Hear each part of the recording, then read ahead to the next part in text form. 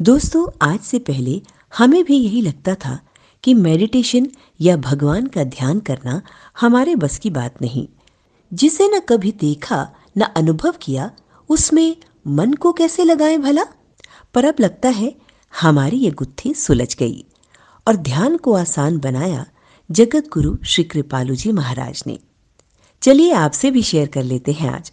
हो सकता है बात आपको भी जम जाए और मन आपका भी रम जाए उनके ध्यान में, जिन्हें हम सब भगवान कहते हैं। ध्यान को आसान बनाने में इनकी दो पुस्तकों की बड़ी भूमिका रही।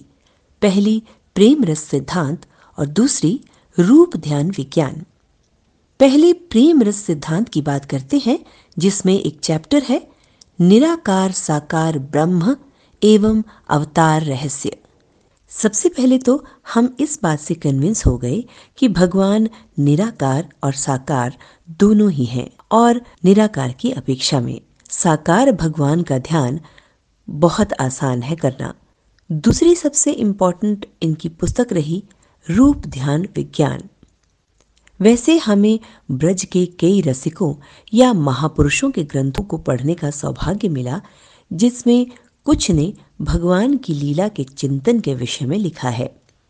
पर कृपालु जी महाराज ने उसी बात को बड़े ही सलीके से, लॉजिक से और बड़ी बारीकी के साथ इस पुस्तक में लिखा है, और उसमें भी एक बड़ी ही सुंदर और अनोखी चीज लिखी है, जिसका ऐसा निरूपण इनसे पहले शायद ही किसी संत ने, भक्त ने या रसिक ने किया होगा।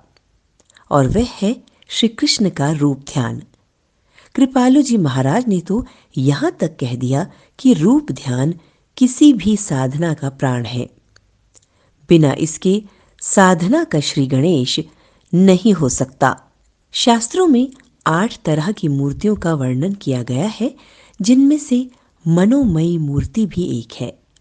कृपालु जी महाराज ने मन से मनमोहन की उसी छवि को बनाने, उनके श्रृंगार करने, उनके भिन्न भिन्न अंगों की रूप माधुरी का ध्यान करने के लिए ही जन साधारण को कहा है। वर्णन ही इतना सुंदर है कि पढ़कर आपका मन स्वयं ही उनका ध्यान करने के लिए खिंच जाता है। फिर रूप ध्यान करने में क्या बारीकियां हैं या क्या सावधानियां हैं, और मन से रूप ध्यान करने के क्या फायदे हैं, ये सब बातें इतने मनोहारी और रोचक तरीके से की हैं कि जिन्हें पढ़कर आपका हृदय प्रेम से गदगद हो जाएगा, और आप ऐसा सोचने पर विवश हो जाएंगे कि श्री राधा कृष्ण का ध्यान इतना सुंदर भी हो सकता है।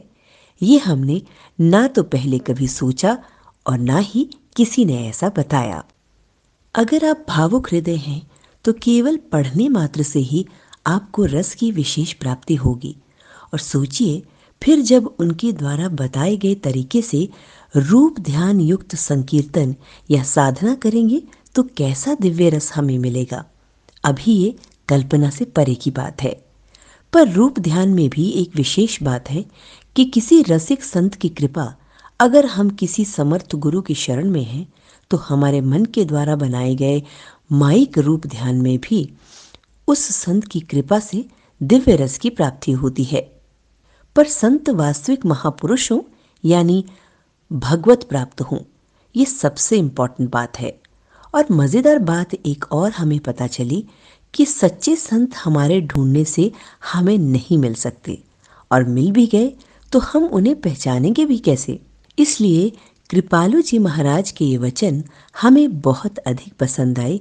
सच्चे गुरु की तलाश के लिए इससे ज़्यादा सच्ची, खरी और साफ बात शायद ही कोई और बता सके कि जब मनुष्य अपनी मायिक बुद्धि से दिव्य संत को पहचान ही नहीं सकता, तो बस केवल एक ही उपाय बचता है कि भगवान के आगे रोकर सच्चे हृदय से ये पुकारो कि हे प्रभु, आप ही अकारण कृपा करके हमें किसी सच्चे संत या वास्तविक महापुरुष से मिलवा दो, ताकि हमारी बिगड़ी बन जाए।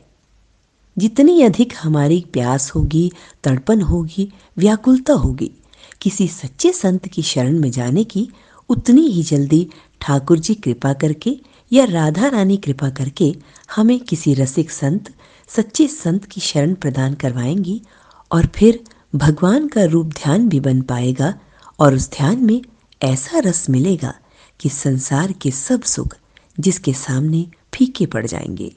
तो आप भी रूप ध्यान विज्ञान नामक इस पुस्तक को जरूर पढ़ें। और अगर आप अभी इसी बात पर अटके हुए हैं कि भगवान तो निराकार ही है, तो जैसा हमने सजेस्ट किया, प्रेम रस सिद्धांत नामक ग्रंथ को पढ़ लीजिएगा। आपकी निराकार साकार वाली समस्या सदा के लिए चली जाएगी। घर पर बाय पोस्ट अगर इन दो पुस्तकों को मंगाना चाहते हैं तो आप इन फोन नंबर्स पर संपर्क कर सकते हैं।